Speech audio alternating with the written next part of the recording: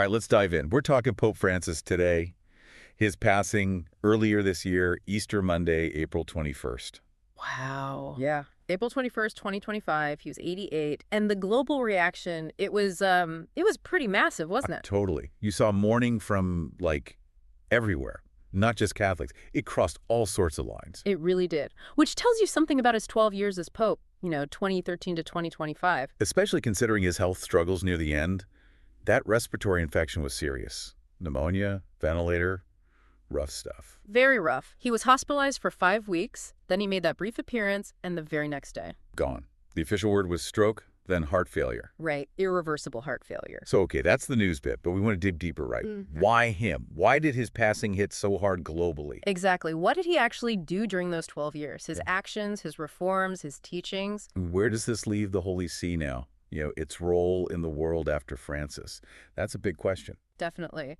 So our mission today, basically 2 things. First, understand Francis's impact, the key stuff he did, the changes he pushed for, what he really taught. Okay. And second, get a handle on the Holy See's influence today. International affairs, its ongoing role now that the Francis chapter is closed. Got it. So here's the plan, folks. First up, the man himself. Jorge Mario Bergoglio from Argentina. The Pope from the end of the world. His background, his whole vibe. Then his reform agenda, the big ideas, the documents. Then we get into the juicy Vatican stuff. Yeah. Finances, bureaucracy, shakeups, and the abuse crisis. Got to talk about it. We do. Then the tricky social issues he grappled with, things that definitely stirred the pot. Oh, yeah. And finally, the big picture.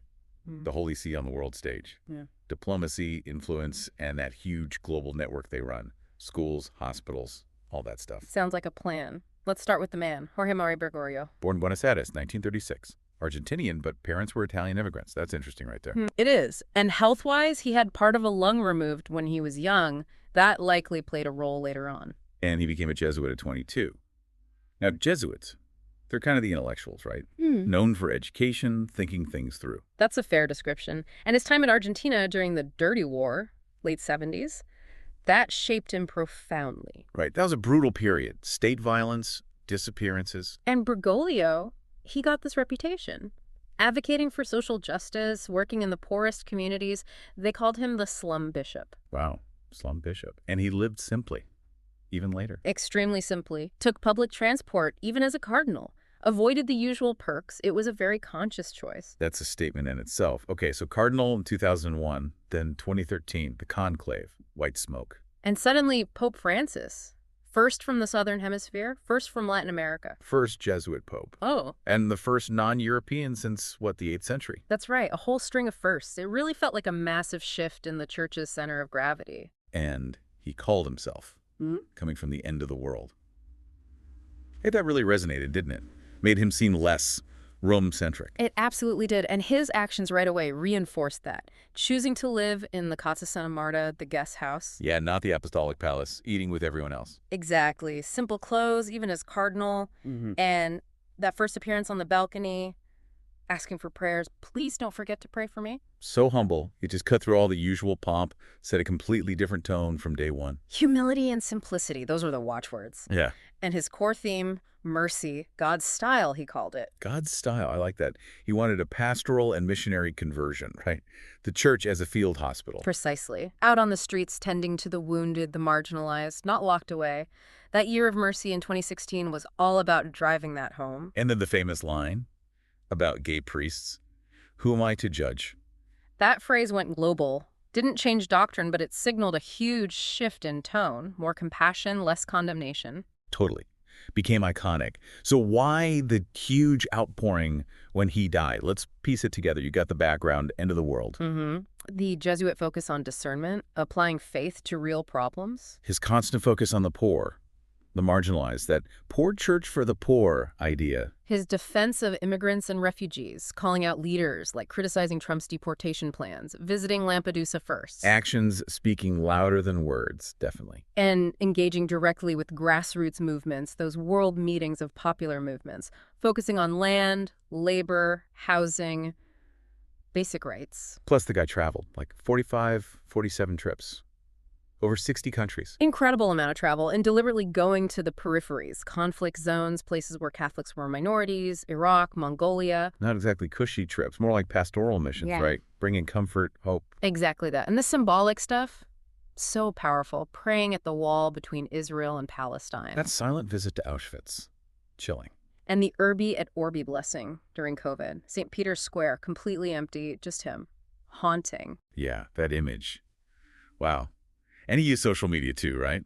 Didn't shy away from the digital world. He embraced it, tried to connect. So you put all that together, the mourning wasn't just for a pope. No, it felt like losing someone who represented, I don't know, humility, compassion, a different kind of leadership. A commitment to social justice on a global scale. Maybe meeting a desire for more humane leadership in a cynical world. Okay, so that's the man. Let's switch to the reformer. His big plans for the church. Those key documents. Right. Top of the list has to be Evangelii Gaudium, The Joy of the Gospel. Came out early, 2013. His roadmap, basically. Pretty much, his blueprint. Called for an outgoing church, one that gets bruised, hurting, and dirty because it is taken to the streets. Strong words. Not a church unhealthy from being confined. He didn't mince words. Not at all. And he hammered the focus on the poor, criticized financial systems that put profit first. And that line, connecting economic exclusion to thou shalt not kill. Whoa, that set a tone. It really did. A tone of social justice, outreach, and internal reform, too. Then came Laudato Si in 2015, the Environment Encyclical. Groundbreaking. First time a pope dedicated an entire encyclical to the environment, linking climate change, biodiversity loss, water scarcity. To global inequality, the throwaway culture. Exactly. Introduced integral ecology, everything's connected, called for a global ecological conversion. And he pointed fingers, right? Yeah. At wealthier nations' historical responsibility. It did.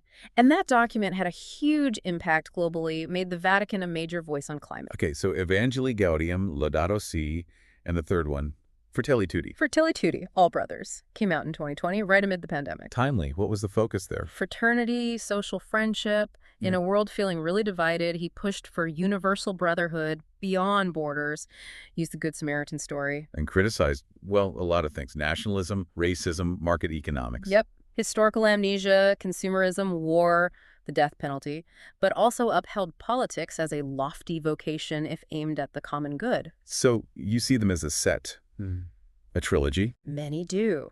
Internal renewal, Evangelii, care for our common home, Laudato Si's, and human solidarity, Fratelli Tutti. A clear shift outwards, yeah. Addressing the world's problems, poverty, environment, division, using gospel values. Mercy, justice, care for creation, fraternity.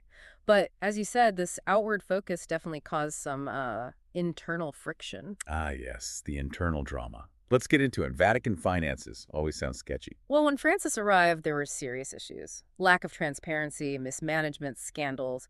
Moneyval, the watchdog, was concerned about money laundering risks. Left deficits, pension problems. Big time. So the goals were clear. Transparency, accountability, fighting corruption, making things efficient. Sounds good. What did he actually do? Quite a bit, actually. Set up the Secretariat for the Economy, put Cardinal Pell in charge initially to centralize things, reform the IRR, the Vatican Bank closed dodgy accounts, brought in external regulators. External audits, too. Stricter laws. Yes. Pushed for external audits, brought in tougher anti-money laundering and anti-corruption laws. And after that big London property scandal... Oh, I remember that mess. Right. He moved asset management away from the Secretariat of State to APSA, trying to separate powers, and introduced new rules for contracts, like public tenders. Okay. Seems like a solid plan. But the resistance? Was it fierce? It's very fierce. From those who liked the old ways, you know. The Secretariat for the Economy lost some of its teeth over time. Pell's departure didn't help, regardless of the reasons. And the Auditor General getting forced out? That looked bad. It did. Libero Malone claimed he was pushed out for digging too deep, raised questions. And the London scandal. Yes, some convictions, but did accountability reach the top? Many doubt it. So Moneyball wasn't totally impressed. They noted progress on laws, but criticized the actual enforcement, especially prosecuting high-ranking figures. So Francis built frameworks, definitely, but changing the culture, getting real accountability, still a long road. Yet, top-down reform is tough if the culture resists and enforcement is weak, especially at the top. Exactly. It shows the limits, even for a pope. Okay, what about restructuring the bureaucracy? The Roman Curia. Sounds like it needed streamlining. It did. The aims were efficiency, refocusing on evangelization, maybe decentralizing a bit, and getting more lay people involved, especially women. How did he go about that? He set up that Council of Cardinals, the C9, to advise him early on. And eventually in 2022 came the big document, Predicate Evangelium. That's the Apostolic Constitution, right? The blueprint for the Curia. Correct. It reorganized all the Vatican departments, the dicasteries, put evangelization front and center, and importantly, it allowed lay people, men and women, to head some departments. That was new. And he appointed more women. He did appoint more women to leadership roles than previous popes, though the numbers were still relatively small overall. So big shakeup or more tinkering. How effective was it? Still seen as a work in progress, really. Faced internal resistance from conservatives, naturally. The real impact of decentralization and that whole synodality idea, that's still playing out. And the progress for women. Too slow for some. For many, yes. Seen as positive steps, but maybe not the radical shift some hoped for. All right. Now the really tough one. The clergy sexual abuse crisis. Just unbelievably so. Probably the heaviest burden, the biggest challenge he faced. He inherited a catastrophe, frankly. Immense suffering, credibility shattered. What could he even do? What steps did he take? Several significant things. That 2019 summit bringing presidents of bishops' conferences worldwide to hear from survivors, that was unprecedented, powerful. He committed to a total war against abuse. Yeah. Made public apologies. Yes, multiple apologies. Chile in 2018, Canada in 2022 were very prominent. He strengthened the Pontifical Commission for the Protection of Minors. He laicized Theodore McCarrick, a former cardinal, a huge step. And changed rules. Abolished pontifical secrecy. Mandated reporting. He did. Abolished secrecy in abuse cases, required reporting of abuse and cover-ups, opened some Vatican archives in certain cases. But the criticism didn't stop, did it? From survivors, advocates? No, it didn't. Many felt the measures were still too slow, too limited, especially on holding bishops accountable for cover-ups. That was a constant criticism. His handling of the Barros case in Chile, that hurt him early on. Big time. A major misstep, he later acknowledged. It damaged trust significantly. And the seal of confession remains a difficult issue for many. So, a failure in some eyes.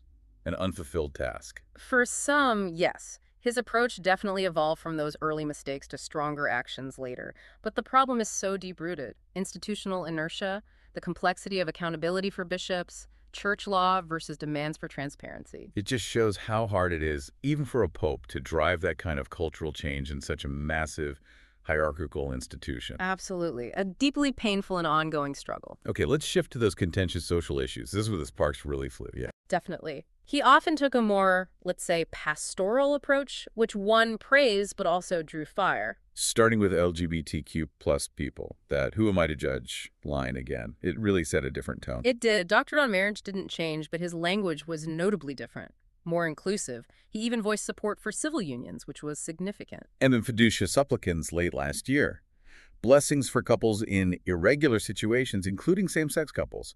That caused an uproar. Huge uproar. Even though it explicitly said these weren't liturgical blessings or endorsements of marriage, it was highly controversial. He'd also previously called for the church to apologize for past harm. So overall, a much more compassionate public stance. What about divorced and remarried Catholics receiving communion? Always a thorny issue. That was central after Amoris Laetitia in 2016. It didn't formally change the rules, but Chapter 8 opened a door, the internal forum. Explain that again. The idea is, through pastoral guidance and discernment with a priest, considering individual circumstances, some people in second civil marriages might, under specific conditions, receive sacraments, applying universal laws with mercy to complex lives. Controversial, I bet. Extremely. Which leads us to the conservative opposition. But first, women's roles. What happened there? He appointed more women to Vatican leadership posts, as we said. Symbolic steps. He started commissions to study women deacons, but held the line against women priests. So, progress, but limited for some. That's how many reformers saw it. Important gestures, but not fundamental change. Okay, now the opposition. His pastoral approach clearly rubbed some conservatives the wrong way. Deeply. Persistent vocal opposition, accusations of doctrinal confusion, ambiguity, deviating from tradition on marriage, sexuality, even the liturgy, restricting the old Latin Mass. And Amoris Laetitia was ground zero for that, right? The dubia from those cardinals. Exactly. The dubia were formal questions, asking if Amoris Laetitia contradicted church teaching on things like marriage indissolubility, mortal sin, conscience conditions for communion. What was their core worry? That emphasizing individual situations and mercy could undermine objective moral truths, like those in Veritatis Splendor, and wrongly allow communion for the divorced and remarried. Defenders said it wasn't changing doctrine, just applying it pastorally. And fiducia supplicans just poured fuel on that fire. Oh yeah, immediate strong backlash, especially from African bishops who banned the blessings outright. They argued the distinction between liturgical and pastoral blessings was confusing, would look like endorsing same-sex unions, cause scandal. Supporters just kept saying doctrine isn't changing, it's about blessing individuals seeking grace. That was the defense. Bless the people, not the union, avoid confusion. But it exposed a fundamental rift, didn't it? Totally. Doctrine versus pastoral practice, clarity versus mercy, tradition versus applying truths to new realities. A deep divide. A very deep divide that Francis navigated, and often inflamed. Okay, let's zoom out again. The Holy See on the world stage. It's not a superpower, no army. Yeah. So what is its influence? It's unique. It's a sovereign entity under international law, the Holy See, representing the Pope and the Church's central government. It makes treaties, has diplomatic relations with over 180 states. Separate from Vatican City State, the territory. Correct. Vatican City gives it a physical base, guarantees independence since the Lateran Treaty in 1929. But diplomacy is with the Holy See, the legal entity, which existed even without territory before 1929. And its influence comes from? Moral authority. Spiritual leader to 1.4 billion Catholics. That global network, its soft power, guided by theology and the common good, not national interest. Plus, a huge diplomatic network, nuncios, observer status at the UN, OSCE, OAS. So how did Francis use that platform? Any big diplomatic move? Definitely left his mark. Played a key role behind the scenes in the U.S.-Cuba normalization in 2014. Right. The China Agreement on Bishops in 2018, very controversial. Aimed to unify the church there, but huge criticism over religious freedom concessions. And his work with indigenous peoples. The apologies. Unprecedented. Apology in Canada for residential schools revoking the doctrine of discovery. Apology in Bolivia for colonialism's impact. Mixed reactions from indigenous groups, but historically significant moves. He also pushed interreligious dialogue, right? Especially with Islam. Very strongly. The UAE visit in 2019, signing the Human Fraternity document with the Grand Imam of Al-Azhar. Big steps. And Laudato Si made the Holy See a major voice on climate. What about peace building? Trying to mediate conflicts. A core goal, but with mixed results. They use neutrality, moral authority, quiet diplomacy, humanitarian work, diplomacy of mercy. Ukraine seems like a tough case for that approach. Extremely. Constant calls for peace, offers to mediate humanitarian work like prisoner exchanges, but avoiding direct condemnation of Russia, comments seen as blaming NATO that angered Ukraine, damaged credibility as a mediator. Kiev rejected their offer, largely unsuccessful there. But more engagement elsewhere. South Sudan. Yes, deep concern there. That Vatican retreat in 2019 where he kissed the leader's feet, powerful. The peace pilgrimage in 2023. And the local church there is vital for peace building and aid, supported by the Holy See. Still fragile, but the church's role is key. And involvement in other hotspots. Syria, Middle East, Colombia. Continued attention where possible, supporting peace processes, humanitarian aid. It shows soft power works sometimes, like U.S.-Cuba, but struggles against raw aggression like Ukraine, where neutrality looks like weakness or injustice, highly context-dependent. So beyond diplomacy, they advocate on issues, human rights, environment. Constantly. Human rights, religious freedom, peace, disarmament, ending the death penalty, environment, migrants, social justice, aid. Francis really amplified the voice on environment, migration, economic injustice. And they partner with governments, international organizations, NGOs. Okay, so diplomacy is one thing, but that underlying network, schools, hospitals, charities, that's massive, right? Often unseen. That's the bedrock of its global presence and soft power. Let's start with education. The Catholic Church is the world's largest non-governmental education provider. Seriously, biggest non-gov provider. How many people are we talking? Huge numbers. Around 62 million students in K-12 Catholic schools. Another 6 or 7 million in higher education. Over 220,000 schools globally. Wow. Where's the growth happening? Big growth historically in Africa and Asia. African enrollment more than doubled between 1975 and 2018. Africa now has over half the world's Catholic primary students. More stable or declining in parts of Europe and the Americas. What's the impact? The challenges. Huge contribution to global education goals, especially in poorer countries. Saves governments money. But challenges are funding, equity reaching the poor, quality, the learning crisis, and maintaining Catholic identity in secular societies. And healthcare, also a massive footprint. The largest non-governmental provider there, too. Estimated 26% of global healthcare facilities are Catholic-affiliated. That's around 5,500 hospitals, 18,000 clinics, 16,000 nursing homes. Staggering. Where are they most crucial? Especially vital in developing countries, about 65% of their facilities are there, Yeah. often the only provider in remote areas. Maybe 25% of global healthcare overall, but could be 40, even 70% in parts of sub-Saharan Africa. Significant in developed nations, too, like the U.S. Catholic Health Association. And the philosophy is healing, charity. Rooted in that, holistic care, focus on the poor. The Vatican promotes initiatives like clean water in facilities, but there are ethical controversies. Right. Restrictions based on church teaching, Ah. abortion, contraception, IVF. Exactly. The ethical and religious directives, the ERDs, they can limit services, which causes debate, especially if a Catholic hospital is the only option nearby. Concerns about patient rights versus church doctrine. Okay, finally, humanitarian aid. Caritas is the big name there. Caritas Internationalis, yes. The confederation of 162 national Catholic charities. They coordinate emergency aid, long-term development poverty, food security, climate resilience, migrant support, advocacy. They must move a lot of resources. Immense. In 2021, over 21 million mobilized for emergencies, reaching 1.3 million people. Huge responses to COVID, Ukraine, Haiti earthquake, Syria, Turkey earthquake, Ebola. They focus on local partners, community-led work. And other groups, too. Jesuit Refugee Service. Yep, JRS, Catholic Relief Services, CRS, International Catholic Migration Commission, ICMC, Partners in Health, many others. It shows the Church's influence is multi-layered, diplomacy up top, but this vast network on the ground, education, health, aid touching millions daily, that's the core of its global reach. Okay, let's wrap this up. Pope Francis's legacy. Pretty complex, huh? Definitely multifaceted, transformative, and shifting focus outwards. A determined reformer who hit walls, controversial, sparking debate, leaving divisions. That shock therapy idea seems right. He shook things up, left the church more divided internally, maybe? Arguably, yes. But despite the internal debates, the Holy See itself remains a significant global player, a unique moral voice, a diplomatic force. And its influence goes way beyond the Vatican walls. That global network is key. Schools, hospitals, aid, affecting billions. Absolutely crucial to remember. Francis shaped recent priorities, social, environmental crises, the peripheries. But the Holy See's fundamental role, its influence, is rooted in history and structure.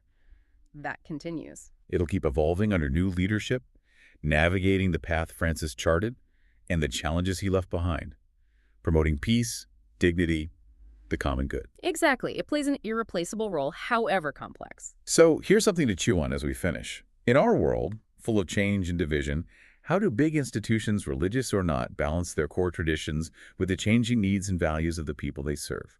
Francis's papacy really put that question front and center, didn't it? It certainly did. A question for our times. And on that note, that's our deep dive for today. Thanks for tuning in. We'll catch you next time.